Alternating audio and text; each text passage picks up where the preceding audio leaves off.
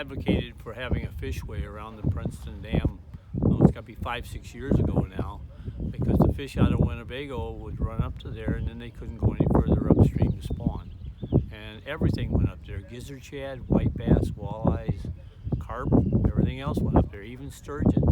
So we, Walleyes for Tomorrow, and others attended some public meetings in Princeton to advocate for having a fishway put in there. Last year, in the wintertime, the contract was let, and it cost about $1.25 million to redo the dam surface and put in the fishway. George Francic is our chapter chairman at Berlin, and he kept track of the project all winter to see how it was going. And they made the fishway to such a height that even if no water is flowing over the top of the dam, the fishway will still have 9 inches of water flowing over it every day of the year, unless the river happens to go dry for some reason. And the fish are using it. George has been down there a number of times and actually visually saw fish going through the fishway. So that was the reason for doing it. It makes no sense to not allow the fish here to go into Lake Puckaway, because now the Montello Dam has also got a fishway around it. That was done about 5 years ago.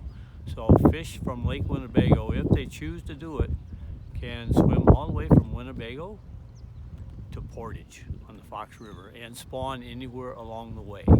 And there is some very, very good spawning habitat upstream from Buffalo Lake, which is upstream from Montello. So that's what we're all about, is having increased production. That's been Walleyes for Tomorrow's mantra ever since day one, is WFT equals IP, or increased production. So these kinds of activities, and it takes people to get involved. It takes, like us, when we went to those meetings, to get involved. And in fact, when they did the Montello Dam, the fishway is not really user-friendly for fish, if you will. They can swim over it, but walleyes are kind of couch potatoes when it comes to swimming against currents. So when they had the design out for the fishway at Princeton, we advocated for a change in design.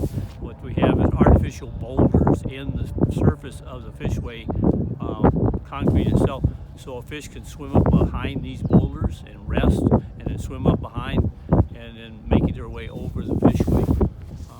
So, you know, having citizens' input makes a difference. We talked to the engineer, and he bought on to our suggestions, and it was done. So that's the kind of things that Walleyes for Tomorrow likes to get involved in, is those kind of decision processes. So that's what it's all about.